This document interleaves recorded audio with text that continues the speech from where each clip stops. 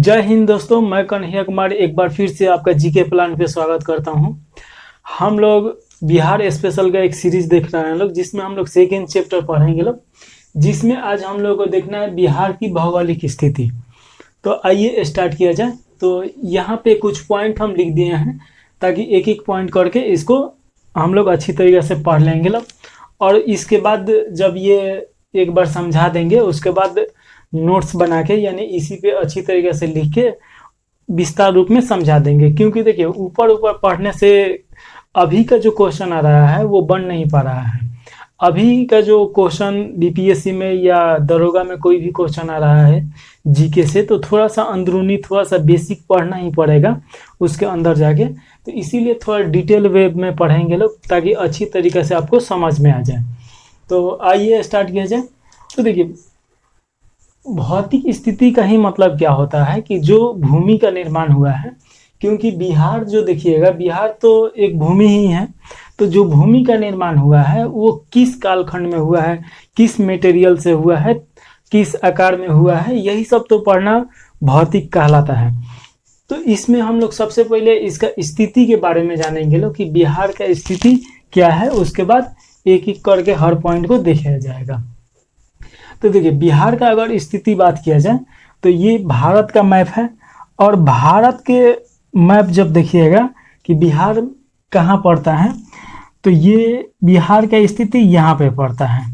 अब आप ये इसको ध्यान से देखिए, ये हो गया उत्तर, ये हो गया आपका दक्षिण, उसके बाद ये हो गया आपका पूर्व हो गया, और ये हो गया पश्चिम। अब इस दिशा के आधार पे आप देखिएगा तो बिहार यहाँ पे है, और बिहार यहाँ है। इसका मतलब क्या हो गया, ना उत्तर में है, ना पूर्व में है, ना दक्षिण में है। ये है आपका उत्तर पूर्व। तो हमेशा याद रखना है कि बिहार का जो स्थिति है, जो बिहार है भारत में, तो वो कहाँ पे है, तो उत्तर पूर्व में है। अब हम लोग को देखना है कि बिहार का ये निर्माण कैसे होता है, भौगोलिक स्थिति। तो देखिए इसका निर्माण कैसे हुआ, तो एक चीज़ समझिए कि ये जो भारत का मैप है, आप यहाँ पे देखिएगा तो यहाँ पे बिहार है, और इसके ऊपर नेपाल है, और यहाँ पे देखिएगा कि यहाँ से लेके यहाँ तक हिमालय पर्वत श्रृंखला है। अब देखिए हिमालय पर्वत श्रृंखला का निर्माण होता है, जैसे कि यहाँ पे उस समय 33 सागर प्रवाहित होता था, और 33 सागर प्रवाहित होता था, उसके नीचे हुआ क्या कि जो पृथ्वी है, पृथ्वी का 2 प्लेट वहाँ से खसका, जिसके कारण क्या हुआ कि 33 सागर भी वहाँ से खसक गया। लेकिन वहाँ पे जो उस सागर का मालवा था, उसी सागर के मालवा से ये हिमालय जो पर्वत श्रृंखला है इसका निर्माण होता है। और हिमालय पर्वत श्रृंखला जब आप देखिएगा, इसके पहले जो पढ़ाए हैं तो उसमें जाके एक बार देख लीजिएगा तो अच्छी तरीके से समझ में आ जाएगा। इसको 4 खंडों में बांट दिया गया है। जो सबसे उत्तरी भाग है हिमालय के, उसे बोला जाता है पार हिमालय, यानी कि उसके बाद का हिमालय। उसके बाद महान हिमालय आता है, फिर देखिएगा महाभारत श्रेणी आता है, उसके बाद शिवालिक आता है। तो ये जो शिवालिक का जो थोड़ा सा भाग इसमें आपको देखने को मिलेगा, ये जो सोमेश्वर पहाड़ी है और यहाँ पे जो पर्वत श्रृंखला का रेंज मिलता है, तो वो शिवालिक का हिस्सा है। तो इसका निर्माण, इस भाग का निर्माण ऐसे हो जाता है, जो हिमालय निर्माण होता है उसी के गाद से। उसके बाद क्या होता है कि आप देखिएगा कि हिमालय से बहुत सारा नदी प्रवाहित होता है, और वो सभी उत्तर की दिशा में, उत्तर दिशा से होते हुए दक्षिण के दिशा में आता है। तो जब नदी इधर से बहुत सारा प्रवाहित होना स्टार्ट हुआ, तो ये क्या किया कि अपने साथ में बहुत सारा गाद लेके आता है, और गाद जो था यहाँ पे उसको नीचे कर देता है यहाँ पे। तो ये एक मैदानी भाग का निर्माण होता है। उसमें तो ये गंगा का भी इसमें महत्वपूर्ण है, वो भी बहुत ज़्यादा इसमें भूमिका निभाया है। तो ये इस प्रकार इसका मैदानी भाग निर्माण हुआ। मैदानी भाग कब निर्माण हुआ, तो याद रखना है प्लेटोसीन काल में निर्माण हुआ। तो ये आपको जरूर याद रखना है, प्लेटोसीन काल। तो ये आपसे क्वेश्चन पूछ सकता है कि मैदानी भाग इसका कब निर्माण हुआ, और बिहार का निर्माण स्टार्टिंग कब होता है, तो आप वहां पे बता दीजिएगा।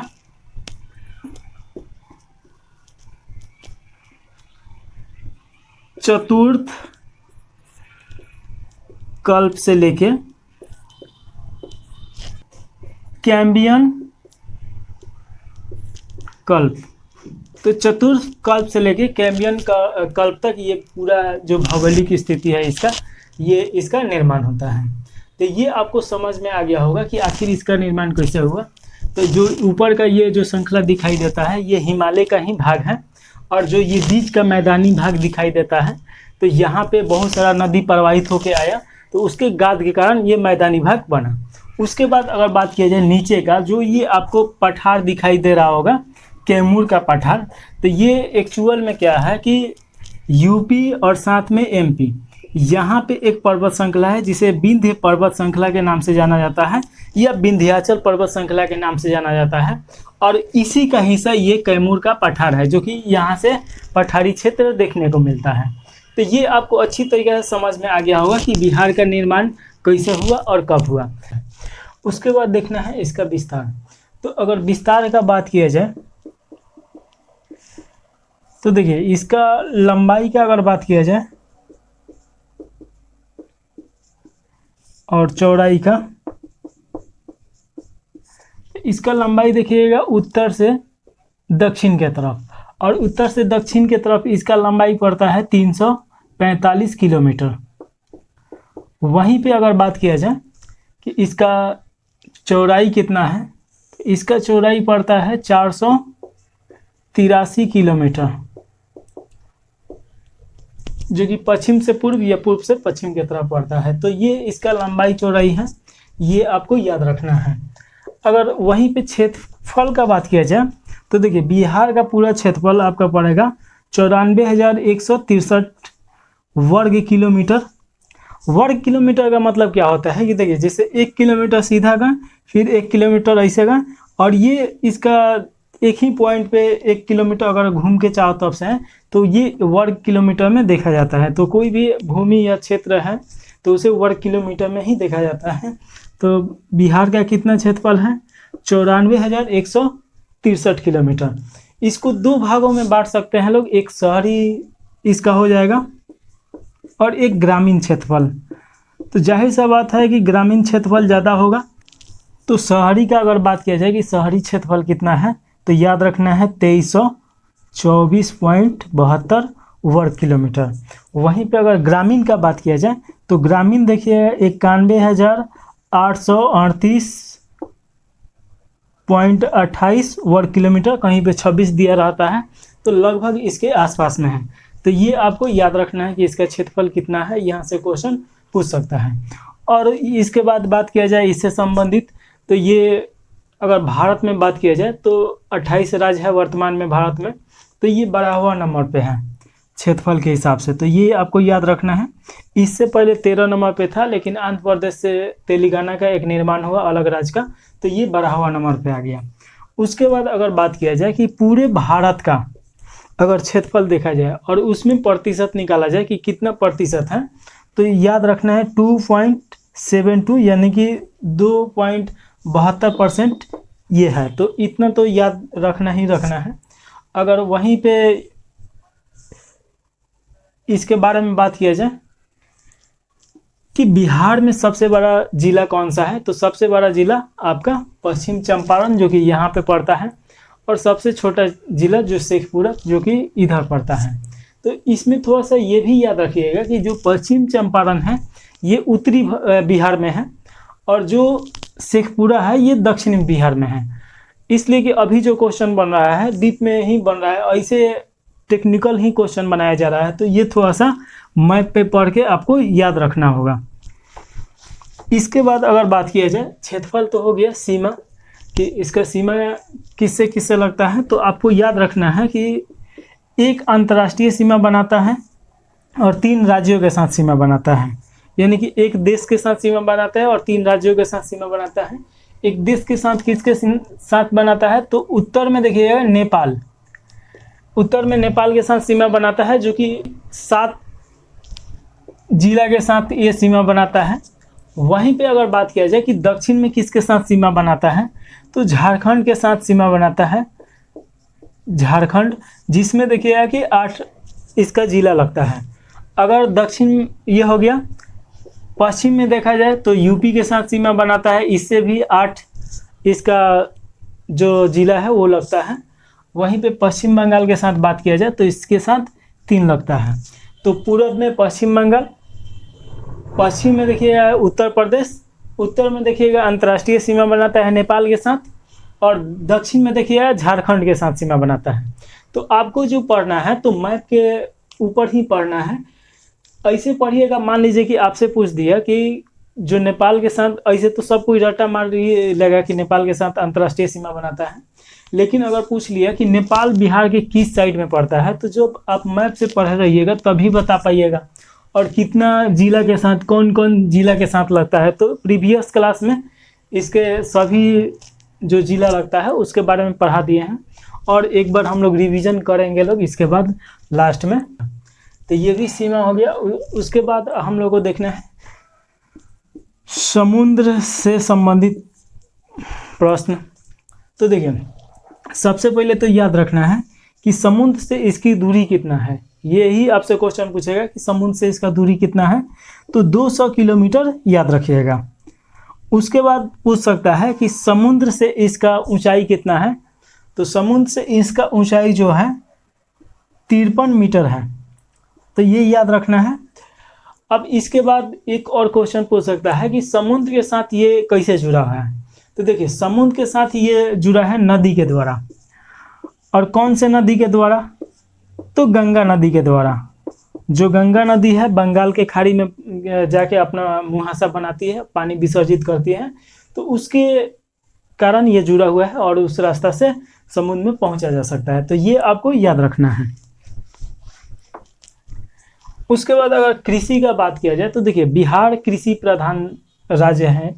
यहाँ पे सबसे ज़्यादा अगर रोजगार का बात किया जाए तो कृषि से ही रोजगार प्राप्त होता है। अगर पूरे भारत में बात किया जाए कि पूरे भारत में अगर देखा जाए तो कृषि लगभग 8 से 10% इसमें अपना योगदान देता है। अगर खाद्यान्न का बात किया जाए तो ये और ज़्यादा बढ़ जाता है। वहीं पे अगर बात किया जाए चावल का, तो चावल में देखिएगा कि पश्चिम बंगाल 1 नंबर पे है और दूसरा का बिहार ही है। तो ये हम लोग तो कृषि के बारे में पढ़ना ही है, तो विस्तार से कृषि के बारे में पढ़ा जाएगा। हाँ, विभाजन का अगर बात किया जाए तो देखिए, विभाजन अगर बात किया जाए तो यही सबसे ज़्यादा इम्पोर्टेंट क्वेश्चन है और इसी के बारे में डिटेल में पढ़ना है। तो एक तो स्वरूप के आधार पे देखा जाए तो एक 3 प्रकार से हम लोग विभाजित कर सकते हैं। एक पर्वतीय क्षेत्र हो सकता है, एक मैदानी क्षेत्र हो सकता है, और एक कैमूर का मतलब पठारी क्षेत्र हो सकता है। तो ये 3 भागों में विभाजित किया जा सकता है। लेकिन अगर देखिएगा कि ये जो गंगा नदी है, ये गंगा नदी क्या करता है कि बिहार को 2 भागों में विभाजित करता है, एक उत्तरी बिहार और एक दक्षिणी बिहार। तो ये आपको याद रखना है, एक उत्तरी बिहार और एक दक्षिणी बिहार। इन दोनों में क्या अंतर है, तो देखिए, उत्तरी बिहार का जो मैदान है इसमें देखिए कृषि बहुत ज़्यादा होता है, इसमें भी कृषि होता है, लेकिन उत्तरी बिहार में क्या है कि ये नया मिट्टी यहाँ पे बनते रहता है। इसका कारण क्या है कि बहुत सारा यहाँ पे नदी आता है, और साथ में नदी जब आएगा तो गाद लेके आएगा ही, कूड़ा करकट लेके आता है, तो वो इसके ऊपर एक लेयर बैठा देता है, जिसके कारण क्या होता है कि ये हमेशा नया होते रहता है। लेकिन वहीं पे अगर दक्षिण बिहार में देखिएगा तो इधर से भी नदी आता है, लेकिन उस सब नदी में उतना गाद नहीं रहता है, क्योंकि इधर से जो नदी आता है तो ये पथरीला टाइप का जो मैदान रहता है वहाँ से आता है, तो उतना इसमें गाद नहीं मिलता है जितना इधर मिलता है। उसके बाद देखिएगा कि उत्तर बिहार में बाढ़ बहुत ज़्यादा आता है, तो ये भी क्वेश्चन आपसे पूछ सकता है कि बाढ़ किस साइड में आता है, तो उत्तर बिहार में आता है। दक्षिण बिहार में उतना बाढ़ आता नहीं है, और ये कृषि के लिए फेमस है, और ये कृषि के साथ साथ थोड़ा सा उद्योग के लिए फेमस है। ये जो पठारी क्षेत्र है जो कि रूढ़ क्षेत्र के अंतर्गत ही आता है, रूढ़ क्षेत्र का मान के चलिए कि ये सबसे लास्ट पॉइंट है जहाँ पे ये पड़ता है, जैसे गया हो गया, कैमूर हो गया, इसके आसपास में जितना ये है, तो इसमें देखिएगा रोहतास, ये सब जो डिस्ट्रिक्ट है ये सब आता है। और उसमें देखिएगा कि कुछ हद तक कृषि के साथ साथ कुछ हद तक मटेरियल मिलता है, जिसमें देखिएगा चूना पत्थर हो गया, उसके बाद लोहा भी मिलता है, कुछ बहुत सारा ऐसा मटेरियल मिलता है जिसके बारे में हम लोग को पढ़ना है। तो ये तो आपका विभाजन देख लिए हैं लोग, इसको अच्छी तरीक़े से समझना है जब ये हम लोग पढ़ेंगे इसके बारे में। उसके बाद अगर स्वरूप का बात किया जाए तो देखिए जो बिहार का स्वरूप है ये चतुर्भुज में आता है। आप देख भी रहे होंगे कि ये चतुर्भुज है, तो इस प्रकार इसका स्वरूप है। तो ये तो हो गया थोड़ा सा इसके बारे में जो पॉइंट है जो भी आपको जानना था। अब इसमें हम लोग को देखना है कि ऊंचा वच के दृष्टि से अगर बिहार को देखा जाए तो 3 भागों में विभाजित किया जा सकता है, जिसमें ऊंचा वच का मतलब क्या होता है कि देखिए जैसे कि अगर ये मैदान मान लिया जाए तो ये बीच वाला जो खंड होगा ये मैदानी भाग होगा, तो ये समतल होगा। और ये ऊपर देखिएगा बहुत सारा पहाड़ का श्रृंखला है, तो वो उसका ऊंचाई अधिक होगा। ये पठार है तो इससे तो ऊंचा होगा, लेकिन जो पर्वत श्रृंखला है उससे नीचा होगा। तो इस प्रकार देखिएगा कि ये चारों तरफ एक ऊंचाई नहीं होगा, तो उसी को ऊंचा वच बोला जाता है।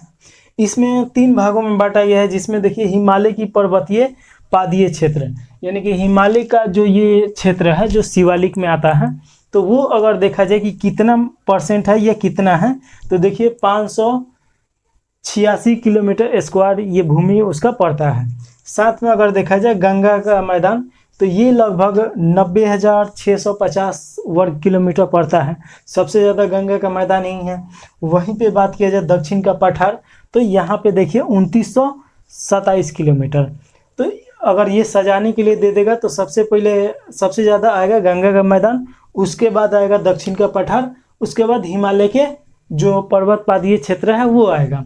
तो ये आपको थोड़ा सा याद रखना है। इसके बाद हम लोग को जो पढ़ना है भौतिक बनावट और संरचना के दृष्टि से बिहार को भी 3 भागों में बांटा जा सकता है। तो कौन कौन भाग में बांटा गया है, तो उत्तर का शिवालिक पर्वत एवं तराई क्षेत्र, इसको भी 3 भाग में बांटा गया है। रामनगर का दून घाटी, तो उसके बारे में विस्तार से पढ़ना है। उसके बाद बिहार का विशाल मैदान, इसके बारे में भी विस्तार से पढ़ना है और अभी ही पढ़ना है। दक्षिण का सीमांत पठारी क्षेत्र, इसके बारे में भी थोड़ा बहुत पढ़ा जाएगा। तो चलिए इसे पढ़ लिया जाए। तो देखिए उत्तर का शिवालिक पर्वत एवं तराई क्षेत्र, इसके बारे में थोड़ा सा जानकारी ले लिया जाए। तो ये जो आपको दिखाई दे रहा है उत्तर भारत का शिवालिक पर्वत और तराई क्षेत्र, तो ये सोमेश्वर की पहाड़ी और साथ में ये संकीर्ण एक पर्वत श्रृंखला देखने को मिलता है, उसी के बारे में देखना है।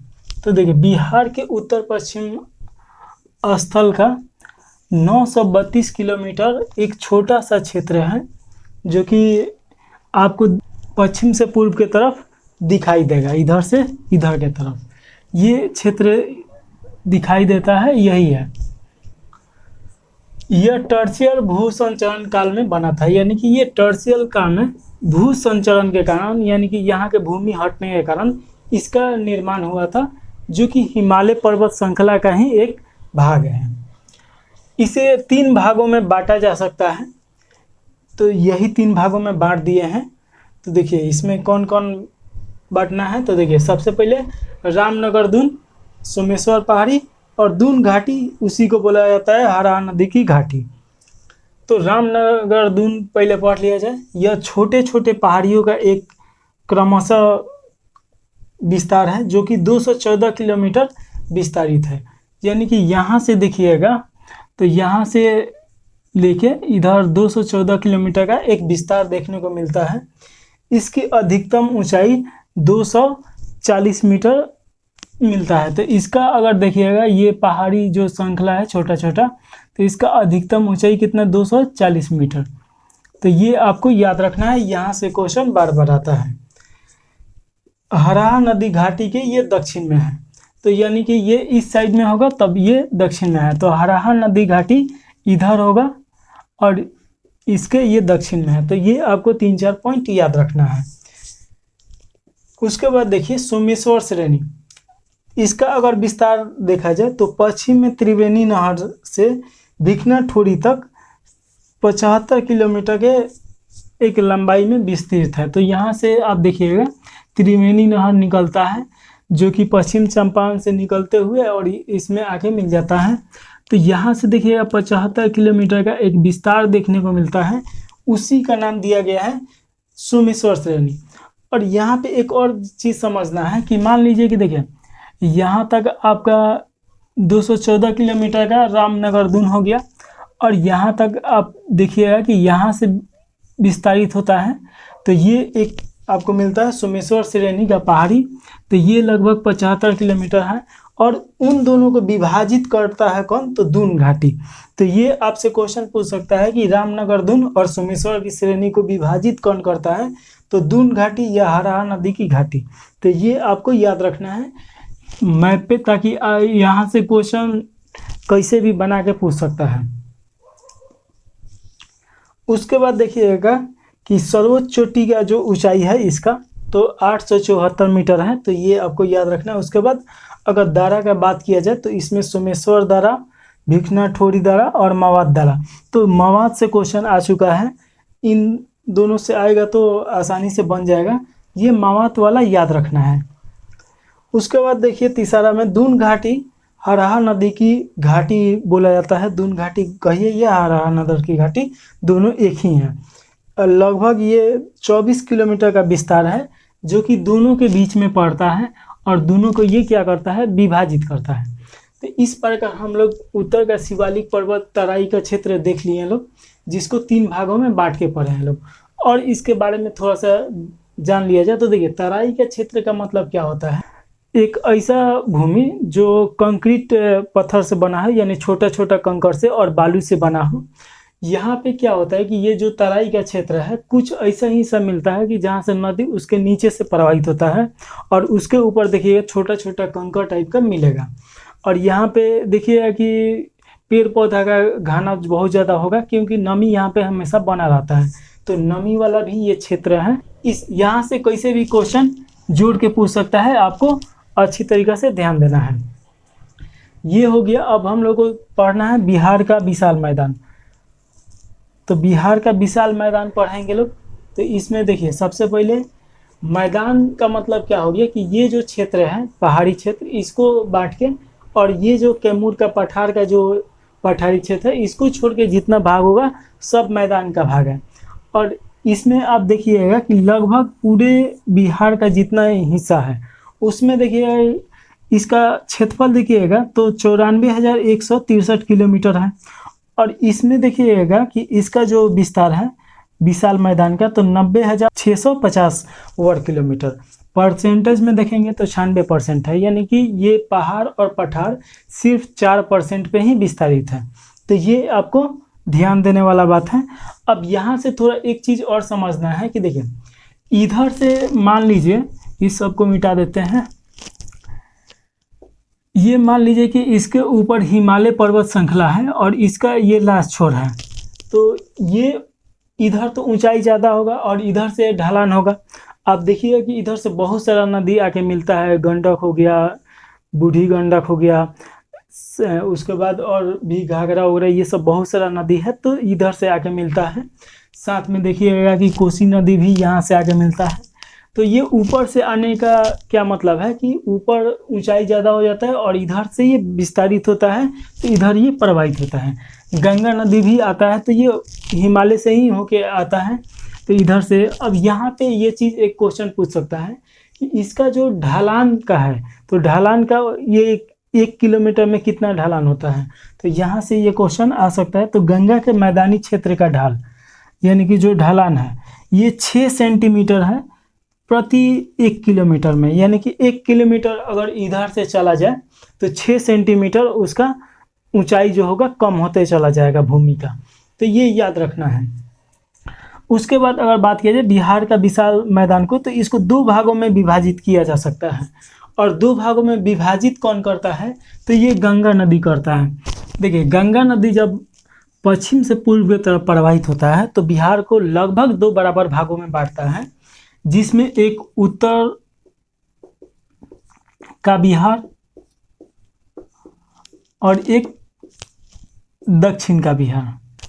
तो 2 बराबर भागों में बांटा है, उत्तर का उत्तरी मैदान और गंगा की दक्षिणी मैदान। तो ये आपको याद रखना है, याद कर रखना है, इसको समझना है। तो देखिए गंगा के उत्तरी मैदान को भी 4 भागों में विभाजित किया गया है, जिसमें आप देखिएगा कि एक भाबर तराई और उप तराई क्षेत्र। तो देखिए ये जो हम लोग पढ़ रहे थे लोग अभी कुछ देरी पहले कि यहाँ भाबर और तराई का क्षेत्र, भाबर को ही तराई का क्षेत्र बोला जाता है या तराई के क्षेत्र को ही भाबर बोला जाता है। तो ये आपको याद रखना है। अब देखिए भाबर का तराई का क्षेत्र जो है ये ऊपराई क्षेत्र है, यानी कि ये ऊपर वाला क्षेत्र को बोला जाता है तराई का क्षेत्र। इसका क्या कारण है कि इसके आसपास में कंक्रीट टाइप का, यानी छोटा छोटा कंकर और बालू टाइप का यहाँ पे मिट्टी मिलता है, और उसके नीचे से भी कभी कभी नदी प्रवाहित होता है। यहाँ पे उमस हमेशा बने रहता है, यहाँ पे हरियाली ज़्यादा मिलेगा, नमी ज़्यादा मिलेगा। ये इसके आसपास में कृषि भी बहुत अच्छा तरीक़ा से हो पाता है। अब यहाँ पे आप देखिएगा कि इसके आसपास में वर्षा भी इसके तुलना में ज़्यादा होता है, और ये इधर के तरफ जाता है तो वर्षा बढ़ते जाता है। तो वही चीज़ है यहाँ पे कि भाबर तराई एवं उप तराई का क्षेत्र ये जो है सबसे ये उत्तरी क्षेत्र है बिहार का। उसके बाद देखिए यह 10 से 12 किलोमीटर लंबा कंकीर बालू का निक्षेप है। तो वही चीज़ है जो हम समझाए हैं, जो नदी आता है तो वो निक्षेप जो लेके आता है कूड़ा करकट, उसी को यहाँ पे निक्षेपित कर दिया है, और ये लगभग 10 से 12 किलोमीटर का ये एक क्षेत्र पड़ता है। ये दलदली भूमि क्षेत्र है, जिसमें सोमेश्वर का पहाड़ी का क्षेत्र भी आ जाता है। तो ये जो सोमेश्वर का पहाड़ी क्षेत्र है ये भी तराई क्षेत्र में ही आएगा। उसके बाद हम लोग देखेंगे बांगर या भागर भूमि या मिट्टी का है। तो देखिए ये जलोढ़ जो मृदा होता है, तो जलोढ़ मृदा का निर्माण कैसे होता है, तो समझिए कि जैसे कि मान लीजिए कि इधर से कोई नदी आ रहा है। अब जब नदी एक पर्वत पठार से होते हुए आएगा तो मान लीजिए कि जंग उसके आसपास में पेड़ पौधा बहुत सारा होगा, तो जो पेड़ पौधा टूट के उसमें गिरेगा, उसका पत्ता जो गिरेगा तो वो गलेगा, सड़ेगा, तो वो मिट्टी बनेगा। साथ में मान लीजिए कि जैसे कि पर्वत से जब टकराएगा तो पर्वत को भी चकनाचूर कर देगा, छोटा छोटा बुरादा बना देगा, तो वो भी उसमें मिल जाएगा। तो इस प्रकार देखिएगा कि उसमें बहुत सारा कूड़ा करकट मिलते हुए आता है, और जब ये मैदानी भाग में आता है तो उसको विस्तारित कर देता है। तो कभी कभी बाढ़ के कारण, तो जब ये बाढ़ आता है तो बाढ़ के साथ साथ में जो महीन रेत रहता है वो भी चला जाता है। जैसे वहाँ पे पानी सूखेगा तो एक ऊपरी परत बन जाता है जो कि नवीन जलोढ़ बोला जाता है। और मान लीजिए कि यहाँ पे नवीन जलोढ़ बना है जो एकदम नया है, लेकिन वर्षों तक वहाँ फिर बरसात नहीं हुआ, फिर से पानी नहीं पहुँच पाया, तो वो भूमि क्या हो जाएगा, पुराना हो जाएगा। तो वही पुराना भूमि को बोला जाता है भागर या बांगर। तो ये याद रखना है, ये पुरानी जलोढ़ मृदा ही है, तथा यह प्राकृतिक बांध भी बनाता है, जो कि देखने में क्या होता है कि जैसे कि ऐसे मतलब ऊंचाई रहता है, लेकिन ज़्यादा ऊंचा नहीं रहता है, 7 से 8 मीटर का ही ऊंचा रहता है, फिर ऊंचा रहेगा, फिर ऐसे ऐसे रहेगा। तो ये एक प्राकृतिक बांध का भी काम करता है, तो ये आपको याद रखना है। तो ये बांगर आपको समझ में आ गया होगा, जो कि ये अधिकतर देखिएगा कि बांगर जो मृदा है ये दक्षिण बिहार में प्राप्त होता है, यानी कि इधर उतना देखिएगा कि इस साइड में उतना बाढ़ नहीं आता है।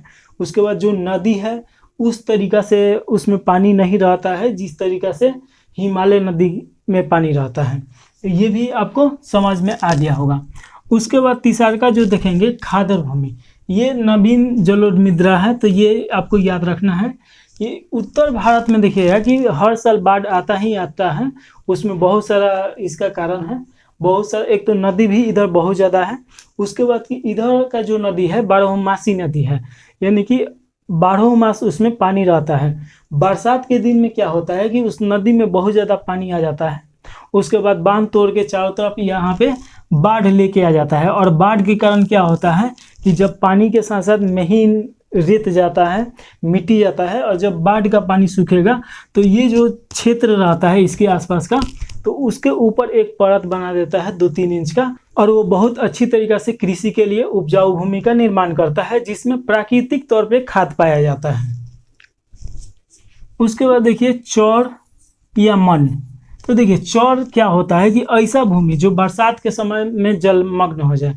आप भी अपने आसपास में देखते होंगे कि बरसात के दिन में ऐसा भूमि रहता है कि जहाँ पे पानी भर जाता है और उसमें कृषि भी नहीं कर पाता है लोग कोई। तो ये जब बरसात के दिन में पानी भर जाता है वैसा भूमि को क्या बोला जाता है, चौर बोला जाता है। आम भाषा में चौर इसको बोला जाता है। अब यहाँ पे एक चीज़ और समझना है, ये क्वेश्चन पूछा था कि मन क्या होता है। तो देखिए जब नदी मान लीजिए कि यहाँ से प्रवाहित होकर ऐसे आ रहा है, अब मान लीजिए कि कुछ समय में क्या होता है कि नदी जब अपना रास्ता चेंज करता है, तो मान लीजिए कि यहाँ का जो पानी है, अब नदी इधर से इधर प्रवाहित होने लगा, तो यहाँ एक गड्ढा टाइप का बना देता है और उसमें जलमग्न कर देता है, तो उसी को बोला जाता है मन। ये गोखर झील के जैसा ही है, लेकिन इसे मन नाम दिया गया है, जो बिहार के क्षेत्र में पाया जाता है। गोखर झील भी ऐसे ही बनता है, जो नदी के पाठ में हम लोग पढ़े थे लोग। उसके बाद देखिए, दियारा भूमि का मतलब क्या होता है कि ऐसा भूमि जो बारहोमासी पड़ती रहता हो और उसमें चारा के लिए ये उपयोग किया जाता है। इसमें हालांकि कृषि किया जा सकता है, लेकिन इसमें कृषि उतना उपजाऊ नहीं होता है और ऐसे भी उसको छोड़ दिया जाता है पशु चारण के लिए, तो उसी को दियारा भूमि बोला जाता है, लेकिन ये भी उपजाऊ भूमि होता है। अब इसमें हम लोग को दूसरा क्षेत्र पढ़ना है कि गंगा का दक्षिण का मैदान। तो देखिए, गंगा का जो दक्षिण का मैदान है, एक तो जलोढ़ मृदा इसमें पाया जाएगा ही। इसमें देखिए, जलोढ़ मृदा में इसमें खादर के जगह पे बांगर मृदा ज़्यादा मिलता है। और बांगर मृदा मिलने का क्या कारण है कि इधर का जो ये है, तो ये कुछ हद तक पथरीला टाइप का ये भूमि पाया जाता है इधर। और इधर पठार भी आपको देखने को मिलेगा, पर्वत श्रृंखला भी बहुत सारा मिलता है, पहाड़ियाँ भी बहुत सारा मिलता है। तो इधर बांगर भूमि का बहुआता है। हालांकि इसमें भी कृषि किया जा सकता है, ये भी ध्यान देने वाला बात है कि इसमें भी कृषि किया जा सकता है, लेकिन खादर भूमि में इसके तुलना में ज़्यादा अच्छी तरीके से कृषि हो पाता है। अब कुछ यहाँ से पहाड़ का नाम आपको याद करना है कि कौन कौन पहाड़ी यहाँ पे मिलता है। तो देखिए, गया में अगर पहाड़ का बात किया जाए तो बराबर के पहाड़ है, ये आपको याद रखना है। उसके बाद रामशिला, प्रेतशिला और जेठानिया। तो जेठानिया से क्वेश्चन बार बार आता है और बराबर से भी आता है, तो ये आपको ज़रूर याद रखना है कि रामशिला, प्रेतशिला, जेठानिया और बराबर की पहाड़ी किस जिला में पड़ता है, तो गया में पड़ता है। और गया जो है इसके आसपास का क्षेत्र है, तो ये भी ध्यान देने वाला बात है। उसके बाद देखिए, बिहार शरीफ में पीर पहाड़ी पड़ता है, इसी को ऊंची पहाड़ी के नाम से भी जाना जाता है। साथ में राजगीर में भी पहाड़ी मिलता है, इसके आसपास में पहाड़ी क्षेत्र बहुत सारा है। तो ये तो हो गया आपका गंगा का दक्षिण का मैदान। उसके बाद यहाँ से समझिए कि लास्ट में हम लोग को जो पढ़ना है दक्षिण का सीमांत पठारी क्षेत्र। तो ये खनिज क्षेत्र है, यानी कि अगर बिहार के अगर बात किया जाए कि उद्योग का क्षेत्र कौन सा बनाया जा सकता है, तो ये वाला क्षेत्र है जो आसपास में।